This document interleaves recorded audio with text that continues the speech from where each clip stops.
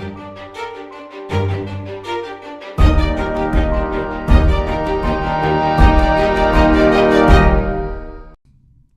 this is Raphael Mudge, the creator of Cobalt Strike. Welcome to Red Team Operations with Cobalt Strike. I want to start this course by talking about the red teaming problem set. The phase of your engagement where you work to complete objectives in a target environment is post-exploitation. If you're able to do post-exploitation, this implies to me that you have positive control over something running in that target environment. Positive control, to me, means that you probably have a payload running on a compromised endpoint. This means you are successful at getting code execution. And if you were able to get code execution, this implies to me that you had an initial access strategy that worked for your target environment and context.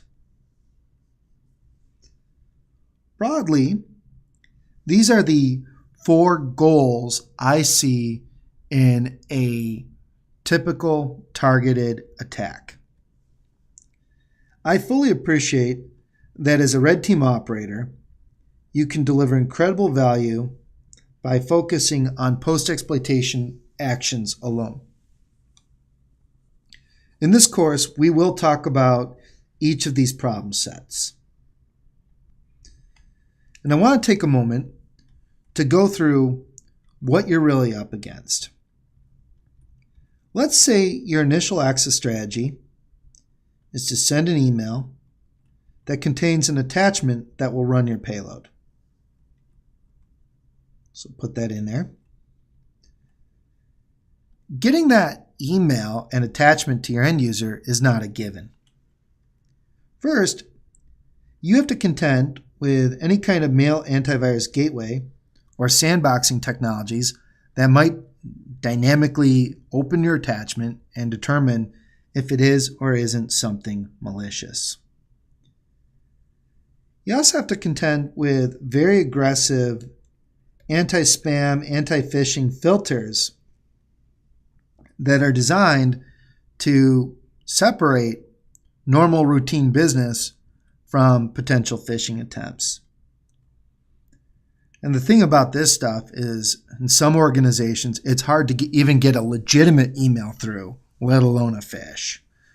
And so that's part of the problem set too.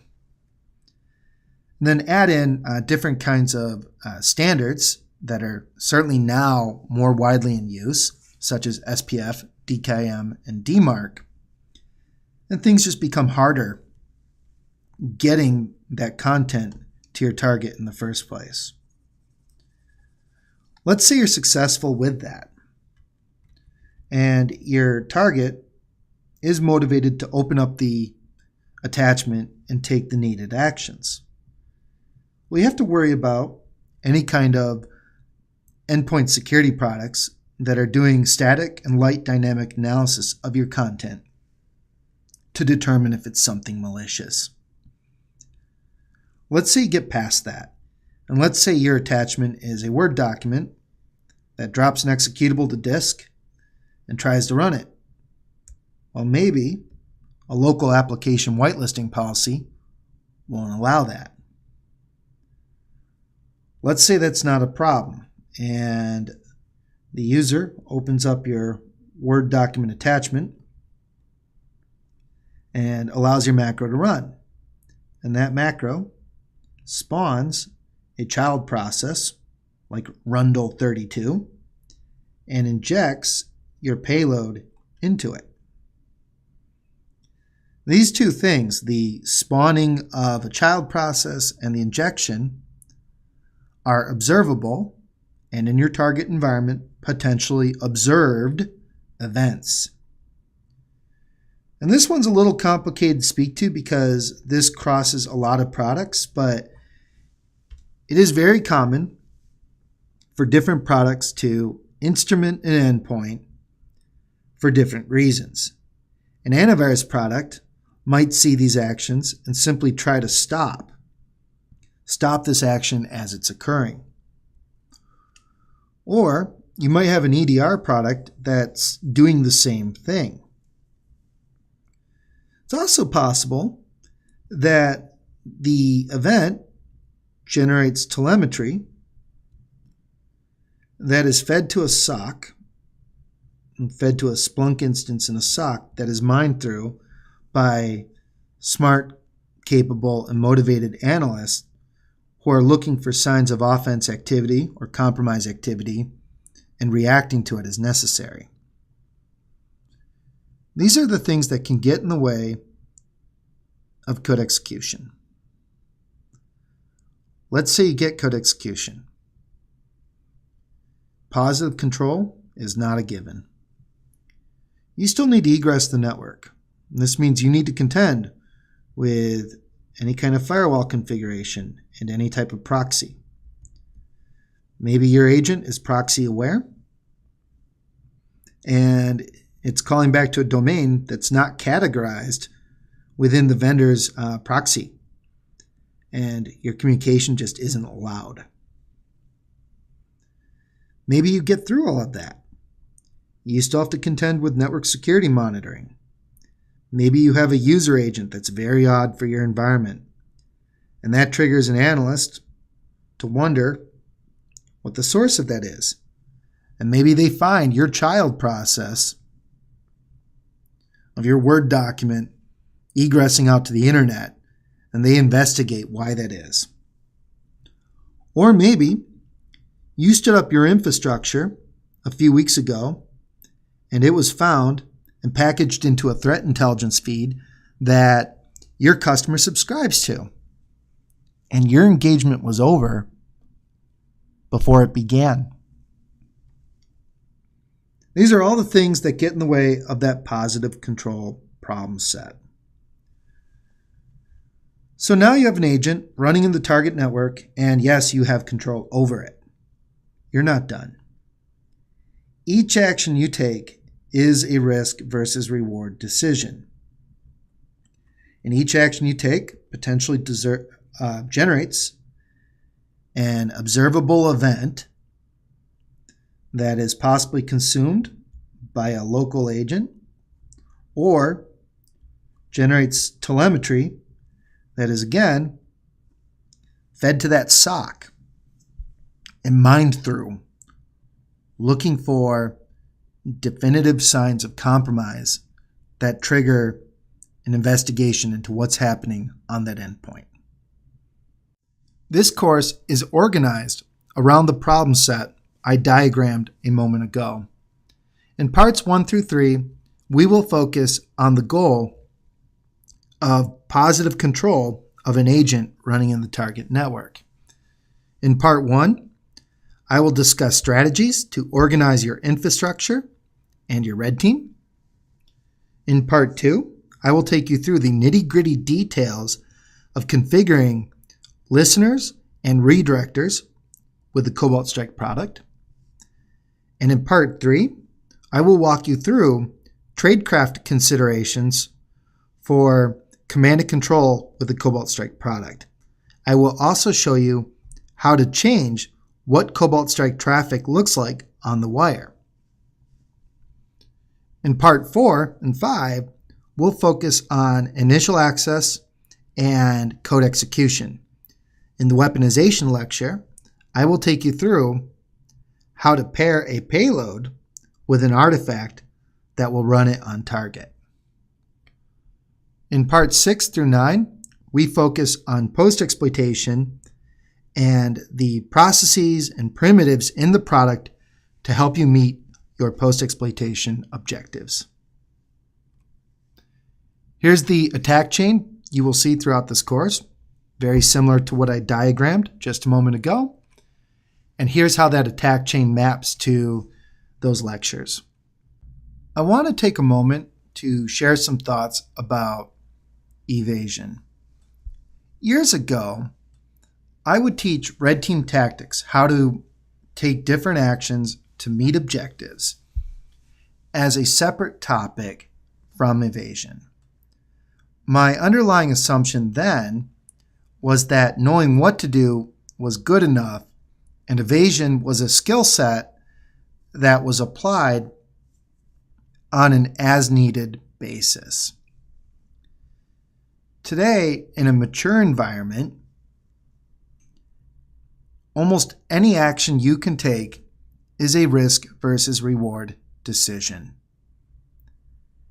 And this course is now structured around that idea.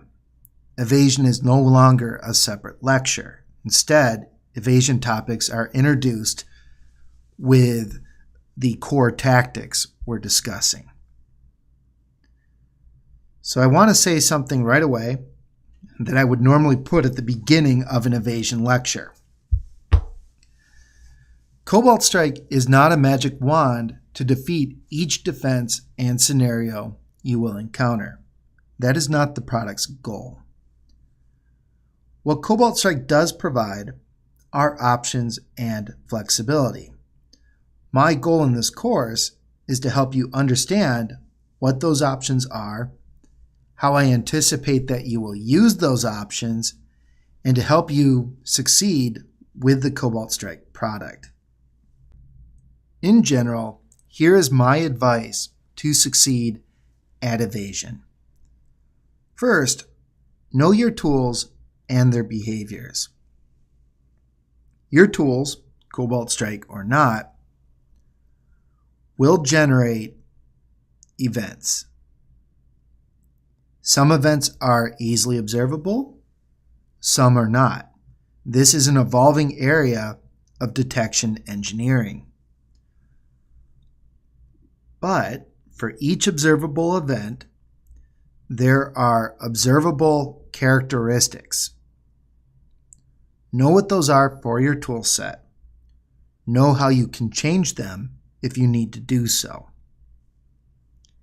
Next, assess and understand the defenses in your current target context. Different defense products observe different events and use different characteristics of those observable events to discern if something is malicious or not. Third, use your knowledge of your tools and their behaviors and your knowledge of the defenses in your current target context and decide which option makes sense. Maybe you have an option to actually avoid generating that event in the first place.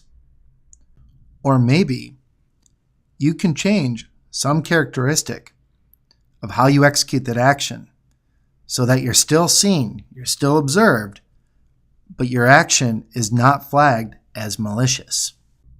Or maybe you need to table that tactic altogether and use a different approach. Developing this judgment is the key to succeeding as a red team operator.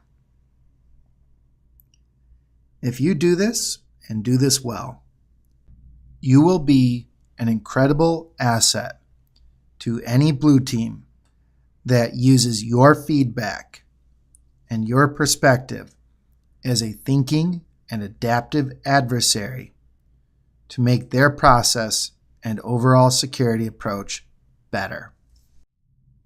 So that's what I've got to say to introduce the Red Team Operations with Cobalt Strike course. Once again, here's the agenda and what we're going to go through. I hope you're excited. I very much look forward to sharing this material with you. Let's get to it. We're still in the first lecture, so it makes no sense to start this with, "Hi, this is Raphael Mudge, the creator of Cobalt Strike." You've heard it, right? You know who this is. You know what I created. So, welcome to part 1 of Red Team Operations with Cobalt Strike. This lecture is operations. Here's an overview of what we're going to go through in this lecture. I'm going to introduce you to the Cobalt Strike product and discuss major features. We'll jump into the product's collaboration model. We'll talk about distributed operations and strategies to organize your infrastructure. And finally, we'll conclude with a walkthrough of Cobalt Strike's logging and reporting features. I want to take a moment to speak to what Cobalt Strike is, what the mission of the product is, and what I see as the benefits of this body of work. Cobalt Strike is a platform for red team operations and adversary simulations. The mission of the product, consistent since day one, and day one was quite a while ago. Cobalt Strike first came on the market June 2012. The Beacon agent was introduced into Cobalt Strike in September 2012.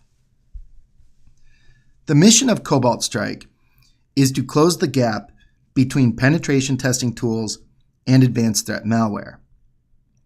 My goal all along was to push for threat representative security testing. What is the benefit of these threat representative security tests? The first one is, don't think of every red team engagement as a test. Start thinking about exercises. A threat representative security test that is either the entire attack chain or a subset of it is an opportunity for the folks doing detection and response to exercise their process and receive complete ground truth and feedback from their simulated adversary. This type of practice can very much drive maturity in an organization's ability to defend against real-world attacks. This is what I mean when I say produce battle-hardened security analysts. Another important benefit of threat representative security testing, tooling, and knowledge is to drive objective and meaningful security advances. Let me explain what I mean by this. Blue sets the stage with a defense posture and context. Red demonstrates how a thinking and adaptive adversary would work in that context. Blue uses that feedback from red to make their ideas and strategies stronger. Red looks at those changes and gives that feedback again. And this is a cycle where blue drives red, red informs blue, blue again drives red. And the outcome of this cycle, ideally, is to arrive at security ideas and strategies that work and are sustainable. This is something every security professional wants. Red teamers and other offense security professionals are very much co-collaborators in this cycle that occurs both within organizations individually and on an industry-wide scale.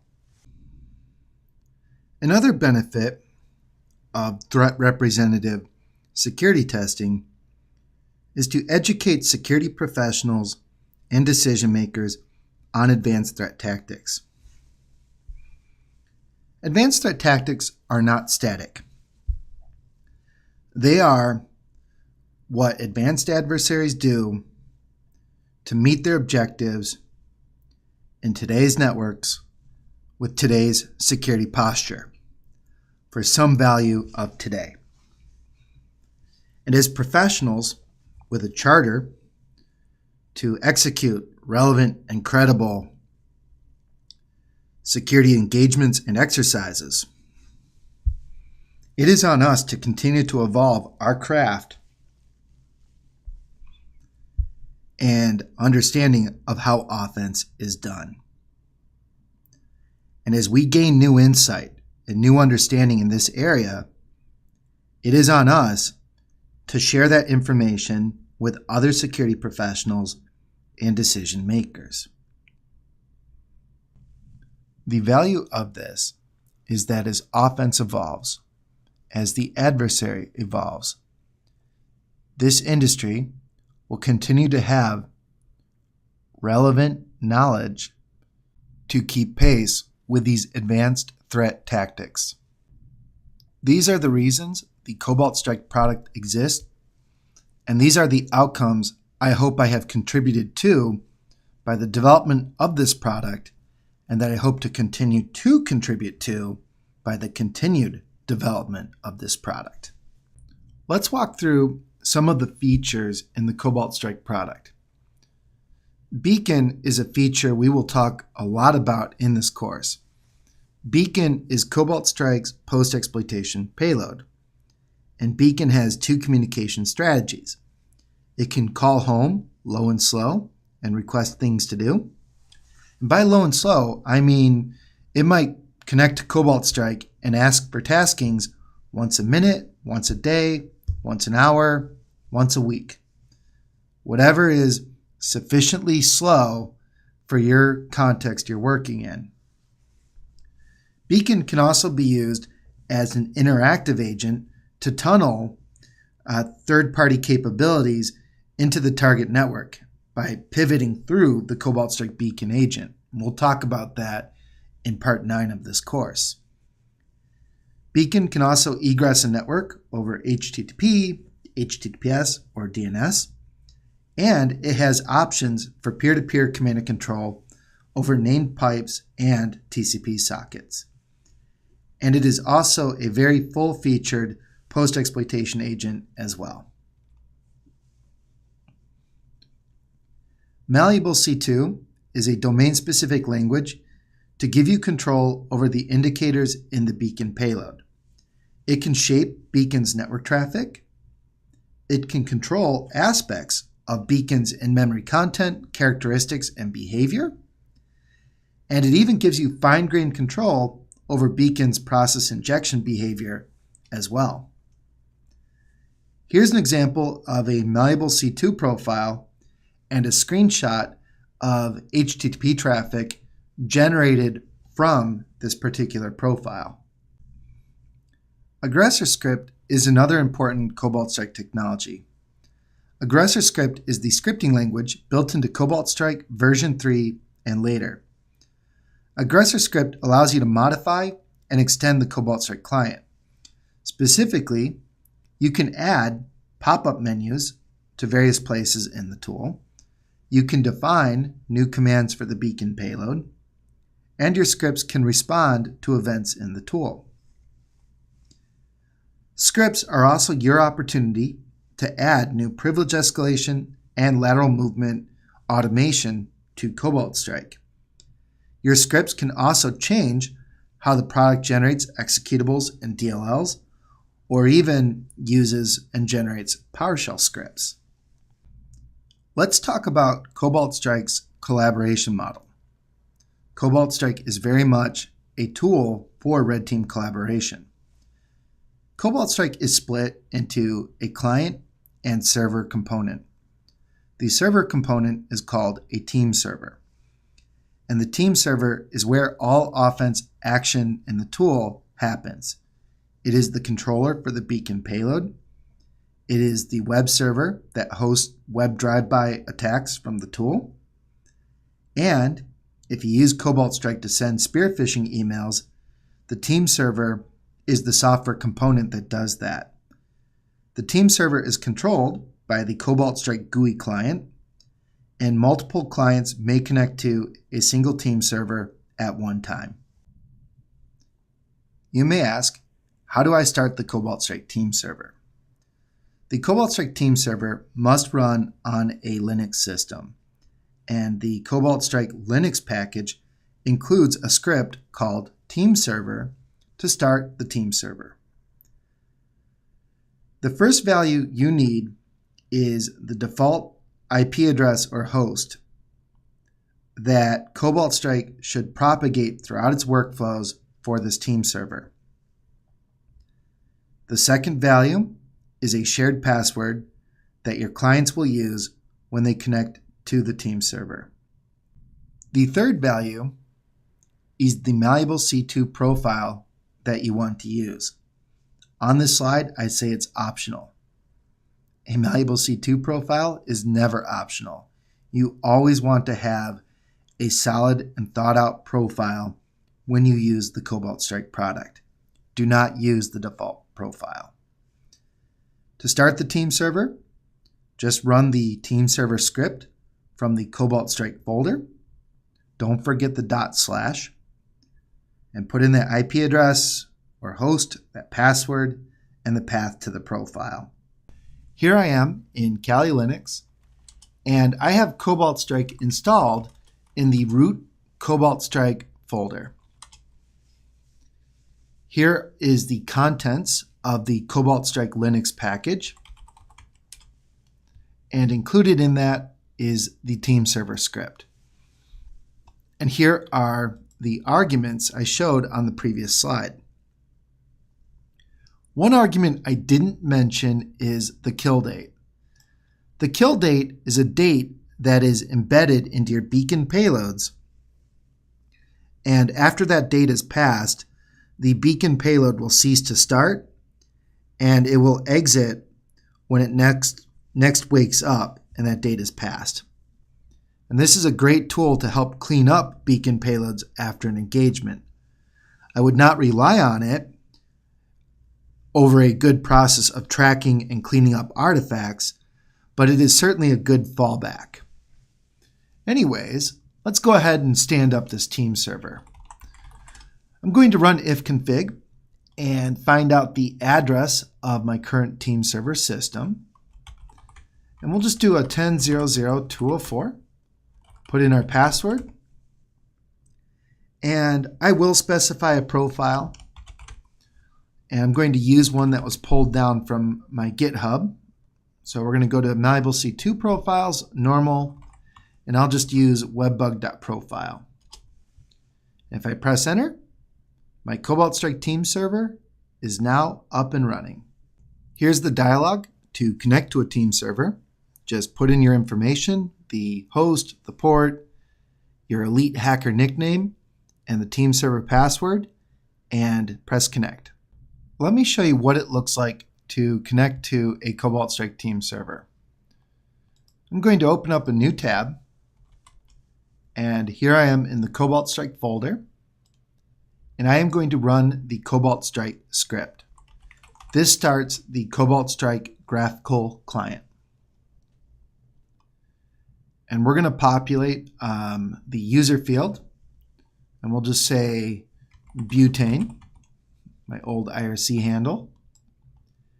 And for our password, we'll put in password, press connect, and we get prompted with the SHA-256 hash of the team server's SSL cert. This is presented to you when the team server starts up as well. And this is a chance just to verify that you are connecting to and exchanging information with your team server. Let's press yes to indicate we're comfortable with that fingerprint. And we are now connected to our Cobalt Strike team server. I want to show you the same process on a separate client system. So here we are in a Red Team Windows 7 system. I'm going to open up the Cobalt Strike Windows package and double click on the Cobalt Strike icon. Here we get the connect dialog. And let's put in the information for our team server. And I'll put in my other awesome hacker name, Raphi, and the team server password. Press connect. We get that fingerprint again. And by the way, when you click yes here, Cobalt Strike will remember that for next time. And here we are. We are now connected to our Cobalt Strike team server with a second client. I want to highlight just a few things real fast. I see three components to a red team collaboration tool. The first is session sharing. Both clients have access to any sessions on this team server. They will see the same beacon sessions and they can interact with them as they wish. The second is data sharing. Both clients have access to the data model for this team server. They can see the weblog, targets, credentials, keystrokes, screenshots, etc. The third component is real-time communication. And for Cobalt Strike, the place for real-time communication is the event log.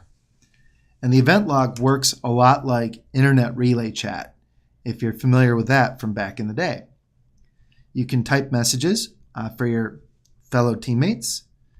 You can use the SC command, which means show channel, to see who is in your event log. You can use /me to display an action. And you can also direct messages at your colleagues. So here I'm typing butane and tab completing it. And you also can send messages to your teammates as well. And let me show you what that looks like from the perspective of the other client. And here we can see Rafi is highlighted yellow because Rafi mentioned my handle. And here's my message I received from Rafi. So that's an example of using the event log and just a quick overview of the quote-unquote collaboration features in the Cobalt Strike product. Cobalt Strike is designed for distributed operations. The model for distributed operations in Cobalt Strike is that the client is able to connect to multiple team servers at one time, and each client may connect to the subset of team servers needed to fulfill that operator's role in the engagement.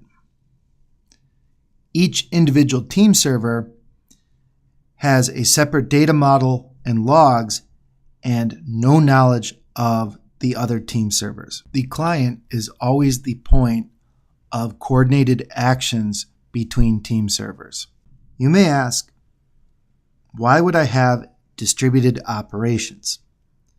This is to avoid a single point of failure in your engagement. If you do everything from one server, you are easy to mitigate by identifying and blocking a single host or a single set of redirectors. If you do everything with one server and the same indicators, you are easy to mitigate by finding one common indicator that unravels all of your infrastructure, all of your accesses. To connect to a second Cobalt Strike team server, go to the Cobalt Strike menu and select the New Connection item. This will bring up the Cobalt Strike Client Connect dialog. Put in your information and press Connect. When you successfully connect to another team server, a button bar will show up at the bottom of your Cobalt Strike client. Here, you may switch between active team server clients. If you want to rename a button to more easily keep track of what the server is for, right-click on the button and select Rename. If you want to close a connection, go to the Cobalt Strike menu and select Close. Let's connect to two more team servers. Here I am back in Kali Linux. I'm going to go to Cobalt Strike, New Connection. And my first team server, it's in all my videos, is malwarec2.losenolove.com. And let me remember the password I'm using. And that was not the right one. All right. Good. At least we know that part works, right? And if you can hear that shuffling, that's me flipping through my notebook to find the password that I'm using in this class, because I did write it down. Got it. The password is not password. All right, let's try that again. So let me put in my password, press connect, and voila. We are now connected to two Cobalt Strike team servers. We have our local one and our malwarec2.losenolove.com server. And if I right click, I can rename this one to local, and this one we'll call EC2, malwarec2. And let's connect to a third team server. And this one will be secure.losenolove.com. Press connect. And here we are on our third team server. So this is what it looks like to connect to multiple team servers with the Cobalt Strike client. If you want to disconnect from one, go to Cobalt Strike close. And we are now disconnected from the team server. And if we press close again, the button is gone. And you may ask, what is the benefit of being connected to multiple team servers? One of the main benefits, besides consolidating all of your clients into one interface, is that you can easily hand off accesses between team servers. And this is an important capability because let me share my thoughts on best practices for using multiple team servers. Let's say this is our target network over here. Okay? And you send your fish, you start getting your initial beaconing call out. I recommend that you have a server designed for initial access and initial access only. And I call that a staging server. This is the server that receives your initial callbacks, and it may be the server you initially operate from to escalate your privileges and spread laterally to another system. Okay? But understand this. Your first server is at very high risk of being found out and remediated. What you want to do as an offense operator is before that happens, you want to set up some type of fallback lifeline on one of these systems you compromise. And that fallback lifeline should call home very low and slow to what I call a long haul server. And this is a server with different indicators and potentially even a different tool set.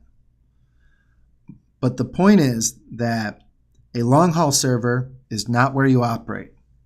It is your lifeline to get back into the network should your access that you're working from get remediated.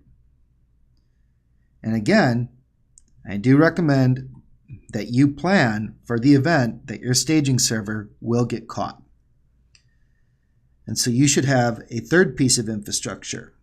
And I call this your post-exploitation infrastructure. The post-exploitation infrastructure is what you operate from when you want to work to meet your post-exploitation objectives and you request a new session for your post-ex server from one of your long-haul accesses. And the idea here again is that if something happens where your activity gets detected and remediated, if your separation is good enough, your long-haul access should still survive, and you have your option to continue your engagement and continue your objectives at a later time. This slide is the same information I whiteboarded a moment ago. It's a good model, and it's a good starting point for thinking about how you want to organize and separate your infrastructure. I want to share some thoughts on scaling red team operations when there are multiple target networks involved. For example, think a large cyber defense exercise with multiple blue team training audiences. I recommend that you split your red team up into target cells and a single global access management cell. The target cells are responsible for objectives in their specific target networks. They gain access, do post-exploitation, and spread laterally. They also maintain local infrastructure for these tasks. The access management cell manages long-haul accesses for all target networks. They may gain access on their own, but they also expect to receive access from target cells. Think of it as persistence or access fortification as a service. When a target cell gets kicked out of their network or needs to be let back in, the access management cell passes an access back to that target cell. It is very important that the access management cell maintains global infrastructure that is as separate as possible, indicator-wise and, of course, address redirector-wise, from how the target cells are operating. The reason I recommend this model is that access management is an important job, and it is something you should devote a red team resource to. But the good news is it is a job that scales very well. An access manager can handle 1, 10, or 100 accesses nearly just as well.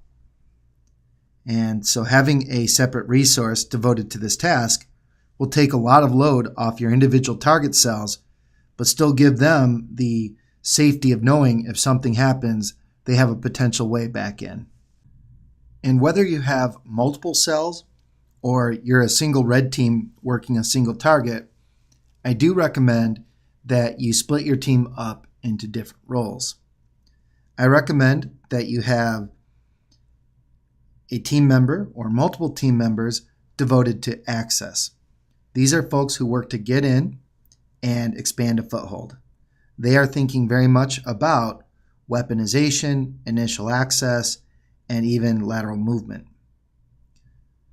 I recommend that you have a post-exploitation cell that is focused on the objectives you want to meet in the target network. They are the ones going through the file system, they're watching keystrokes, watching screenshots, and identifying targets of opportunity based on user activity. I also recommend that you have a local access manager. And I sometimes refer to an access manager as a shell Sherpa because their job is to herd and protect all of your shells. This is a person who manages that long-haul infrastructure and watches the health of the callbacks on it. An access manager can also be your local expert in setting up infrastructure for staging post-exploitation and long-haul operations. You can also delegate persistence and access fortification strategies to your local access manager.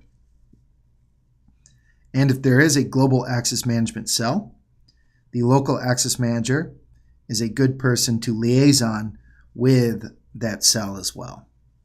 let me share a little bit about the storytelling tools baked into the product. Cobalt Strike logs everything that happens on the Cobalt Strike team server. Just go to the logs folder within the folder you ran Cobalt Strike from. And the logs are organized by date and IP address of the target. The beacon logs are located in beacon_ID log, organized by the date and IP address. Your keystrokes and screenshots are also in the logs. They are under keystrokes/keystrokes_beaconid.txt, and individual screenshots are in the screenshots folder under date and IP address. The beacon logs have a transcript of what happened within that beacon session. So if an operator issued a command, what they typed is shown. How the product interpreted that command is shown. Indicators that the product chose to log, such as file hashes for uploaded files, are logged. And any output received by the beacon payload is in these logs as well. And you can see that it is formatted to allow you to easily grep through these logs as well. Cobalt Strike does generate reports. Apparently you can't be a professional information security tool if you don't generate reports. Actually, all joking aside, a great deal of effort and thought did go into these reports. One of the things that's really cool about Cobalt Strike's reporting is when you're connected to multiple team servers, Cobalt Strike will merge the data from all of those team servers into one model. And it will even go so far as to synchronize the events to one clock so that you get an accurate ordering of events across these different team servers. And the capability works pretty well. In fact, at one exercise that I used to support, I once connected to 70 team servers and generated a huge master report of all the red team activity to give to individual blue teams. So to find the reports in the tool, go to the reporting menu, and there you will see all the built-in reports. Cobalt Strike can export these as PDF or Microsoft Word documents. If you want to change the logo, go to Cobalt Strike Preferences Reporting, and you can actually use a subset of Aggressor script to build custom reports as well. And I recommend that you look at the documentation on Aggressor script for more information on this. The first report I want to highlight is the Indicators of Compromise report. This report shows your domains and IP addresses, file hashes, and a sample of your command and control traffic. It is my intent that this report is similar to what you might find as a technical appendix in a threat intelligence narrative. Another useful report is the activity report. This report is a timeline of all the actions you took with the Cobalt Strike product on your team servers. It has the when, the where, and the what.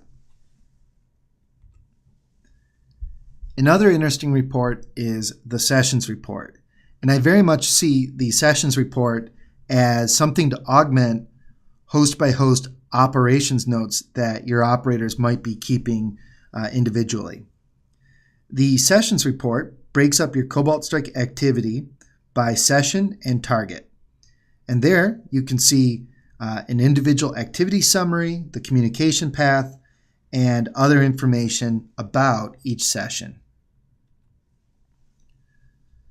The last report I want to talk about that's built into the tool is the Tactics, Techniques, and Procedures report.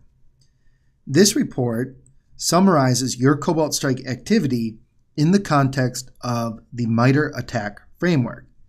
So each tactic that was used during your engagement is presented, along with a timeline of related events and narrative information taken from the MITRE ATT&CK knowledge base. So you've got a summary of the tactic, mitigation options, detection methods, and a reference to the MITRE ATT&CK technique itself. So that's it. In this lecture, I introduced the Cobalt Strike tool and some of the major features. We talked about Cobalt Strike's collaboration model and its model for distributed operations and how to organize red team infrastructure. And I also took you through some of Cobalt Strike's storytelling tools, specifically the logging and reporting features. This concludes operations, which is part 1 of Red Team Operations with Cobalt Strike.